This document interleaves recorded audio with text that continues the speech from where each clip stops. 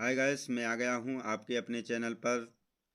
तो इस चैनल के माध्यम से मैं आपको आज तीसरा चैप्टर पढ़ाने जा रहा हूँ। पोइट्री का जो तीसरा लेसन है मैं आपको पढ़ा रहा हूँ और उस तीसरे लेसन का नाम है कीपिंग क्वाइट।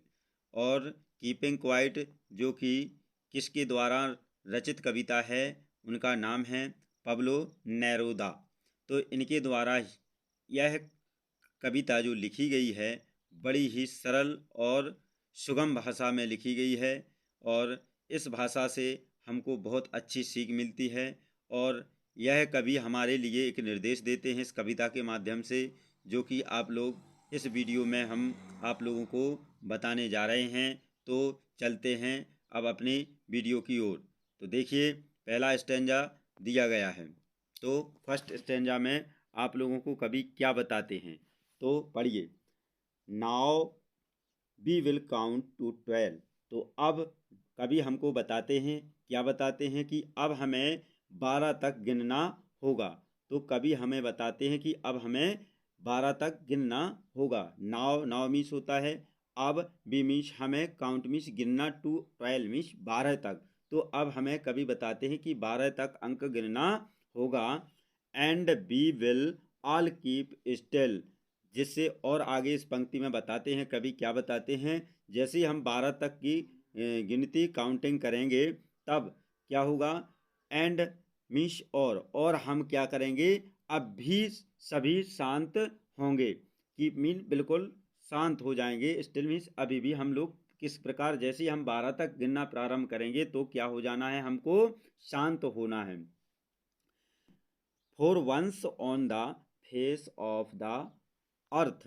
तो क्या बता रहे हैं कवि, फॉर वंस, एक बार के लिए, किस प्रकार, उस चेहरे के पृथ्वी के ऊपर, जैसा कि जो चेहरा हमारा है, तो उस पृथ्वी के समान जो हमारा चेहरा है वह उस पर क्या हो जाए कि एक बार में ही हमारा उस अर्थ के समान स्पष्ट हो सके।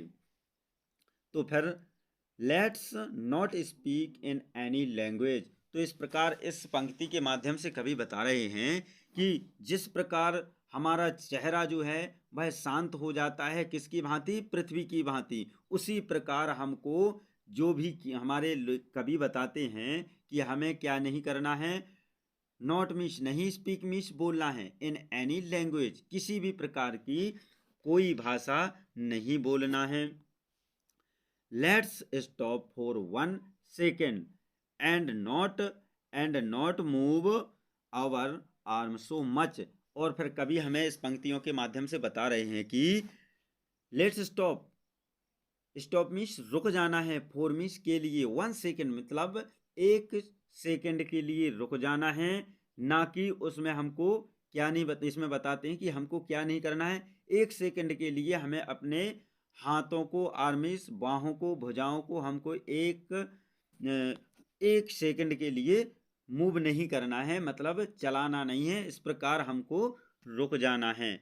कभी हमको बता रहे हैं कि हमें कुछ समय के लिए हमको रुकना होता है। जैसे इस स्टैंजा के माध्यम से कभी हमें निर्देश दे रहे हैं कि हमें लगातार जो कार्य कर रहे हैं, हम जो लगातार कार्य कर रहे हैं उस कार्य के लिए हमको थोड़ा रिलैक्स जरूरी है, ताकि जो भी हम कार्य करेंगे तो वह हमारा कार्य सुनिश्चित हो सके।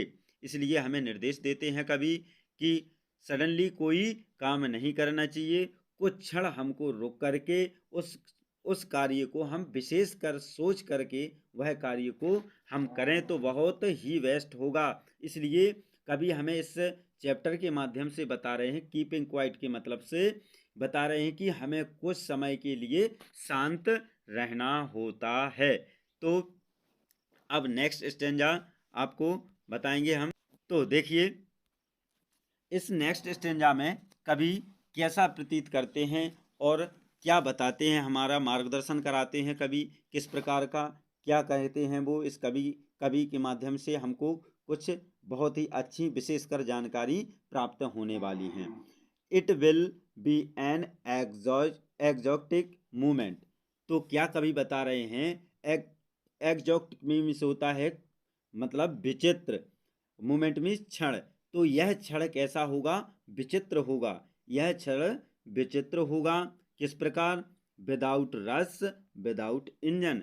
इस प्रकार विदाउट रस मतलब बिना भीड़ के, बिना इंजन के। जिस प्रकार वह क्षण इतना विचित्र होता है बिना भीड़ का। ये मतलब इस बिना भीड़ का मतलब होता है, यहाँ पर कल्पना कर रहे हैं कवि कि हमें किसी भी प्रकार की भीड़ ना हो, मतलब एकमात्र स्थान हो जहाँ पर हमारे लिए कुछ नया और कुछ अच्छा अनुभव प्रतीत होता है, हम कुछ अच्छा विचार कर सकते हैं। उसी प्रकार बिना इंजन के। बीस would all be together in sudden strangeness. तो देखिए कवि और भी हमको अच्छी प्रेरणा देते हैं इस लाइन के माध्यम से। तो क्या बताते हैं? बी मीन्स हमें, वुड ऑल बी टुगेदर तो एक साथ सभी को रहना होगा। जिस प्रकार जब हम सभी भी मतलब सभी हम एक साथ रहते हैं, अचानक कोई एक स्ट्रेंजर अनजान व्यक्ति या अजनबी आ जाए तो उसके साथ भी हमको एक भाईचारे के समान रहना होता है, एक साथ ही रहना होना चाहिए। इस प्रकार हमें इस पंक्ति के माध्यम से कवि हमको सजेशन देते हैं कि वह क्षण किस प्रकार का होगा जब बिना भीड़ का, बिना इंजन का और साथ में कोई अजनबी व्यक्ति आ जाए, ताकि हम सब लोग वहाँ पर एकत्रित सभी एक साथ रह सकें। तो कवि क्या बताते हैं, पढ़ते हैं हम तीसरे स्टेंजा को। तो कवि के बारे में कवि हमारे लिए क्या सजेशन देते हैं। तो देखिए, fisherman in the cold sea would not harm whale. Whale means एक मछली का वर्णन करते हैं। कवि बताते हैं किस प्रकार मछुआरा, फिशरमैन मीन्स होता है मछुआरा, इन द कोल्ड, कोल्ड मीन्स एक ठंडे, सी मीन्स समुद्र में, सी मीन्स समुद्र में। तो would not harm whale, whale means एक मछली का वर्णन कर रहे हैं। तो उस प्रकार उस ठंडे मतलब ठंडे सागर में मछुआरा उस मछली को, व्हेल को वह किसी भी प्रकार की हानि नहीं पहुंचाएगा।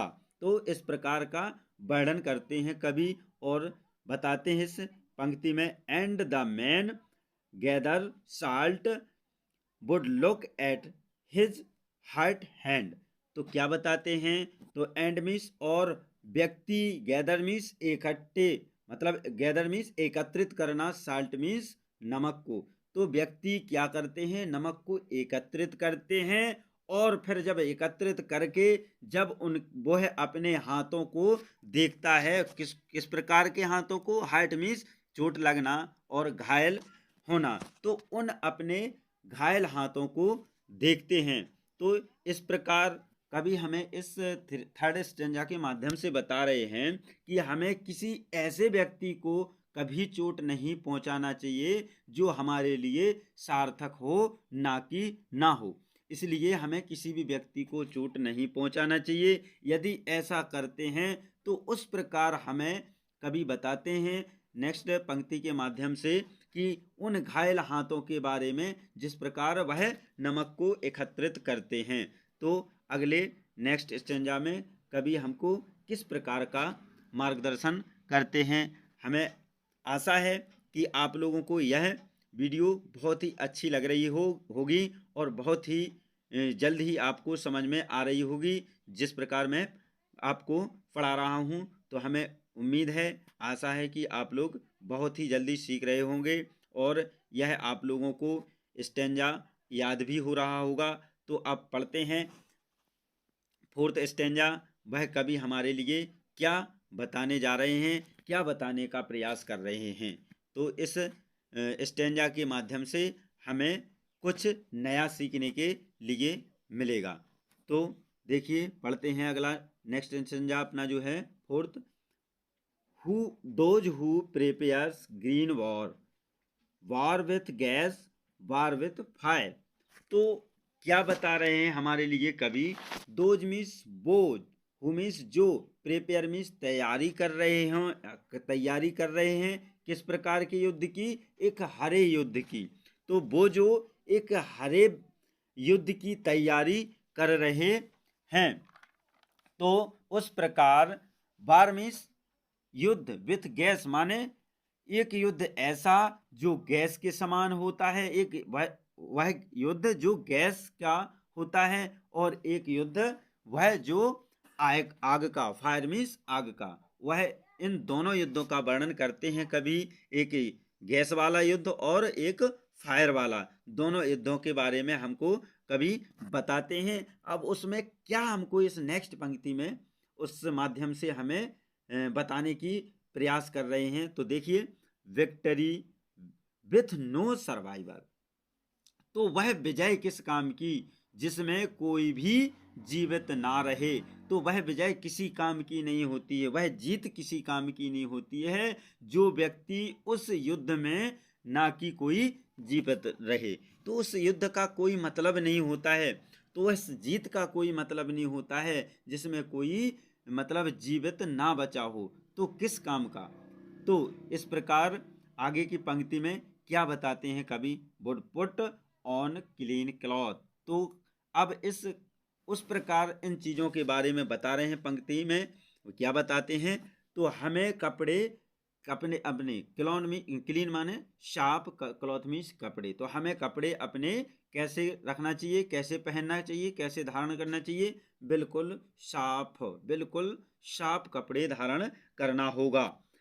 ताकि अब आगे नेक्स्ट पंक्ति में क्या बताते हैं, पंक्ति में and walk without about with their brother.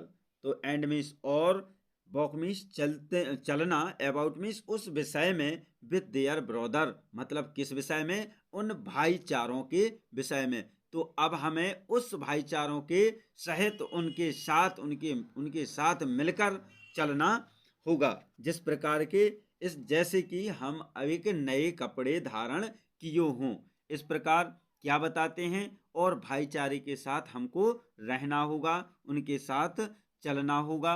अब देखिए, in the sad doing nothing, तो इनसे क्या प्रभाव पड़ता है, इन सैड माने छाया में क्या होता है, जब भाईचारे की छाया में हम लोग रहते हैं तो उससे हमारे लिए किसी भी प्रकार का कोई कुछ नहीं कर सकता है। इस प्रकार कोई भी कुछ नहीं कर पाता है, कोई ना कुछ कर सकता है। इस प्रकार उनकी छाया में रखने से हमें किसी भी प्रकार की कोई समस्या नहीं होती है।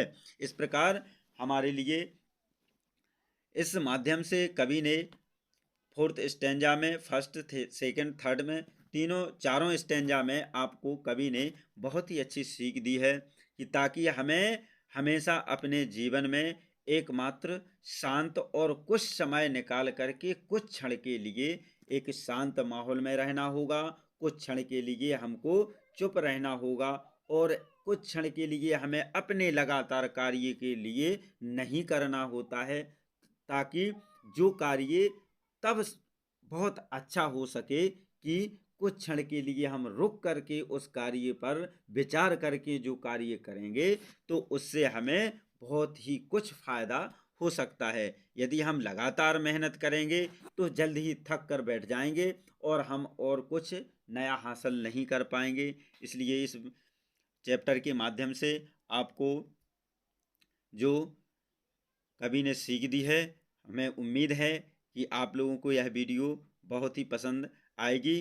ताकि आप लोगों को यह वीडियो पसंद आएगी तो आप लोग बहुत ही जल्दी इस चैनल के माध्यम से जुड़ जाएं और इसको सब्सक्राइब करें, लाइक करें, फॉलो करें और कमेंट ज़रूर करें, ताकि मुझे पता चल सके कि आप लोग को यह वीडियो अच्छी लग रही है और आप लोगों को समझ में आ रही है। तो उससे हमारा हौसला और भी बढ़ता है। आप लोग फॉलो करते हैं तो हमारा हौसला बढ़ता है, तो हम और भी इस प्रकार की न्यू अपडेट वीडियो बनाता रहूं जो आपके भविष्य को प्रकाशित कर सके, यही हमें उम्मीद है। अब चलते हैं कल, अब अगले वीडियो में हम आपको नेक्स्ट वीडियो में मिलेंगे। जो नेक्स्ट वीडियो रहेगी वह इसी का पार्ट सेकंड के रूप में कल मिलेगा आपको अगले दिन। इसके चलते आप लोगों को यह वीडियो बहुत ही अच्छी होने वाली है। जो इसका पार्ट 2 है वह बहुत और अच्छा होने वाला है। वह इस चैनल के माध्यम से आप लोगों को thank you watching for you.